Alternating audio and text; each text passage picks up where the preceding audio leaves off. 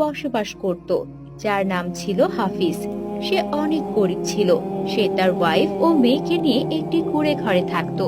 প্রতি মাসে তাকে ঘর ভাড়া দিতে হতো।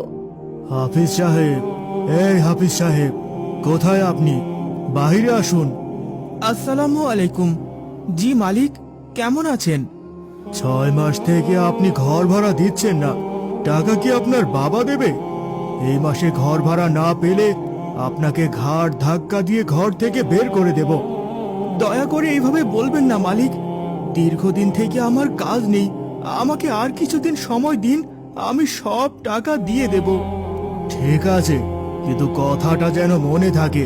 কিছুদিনের মধ্যে টাকা না পেলে জিনিসপত্র সব গুছিয়ে এখান থেকে বের হয়ে যাবেন।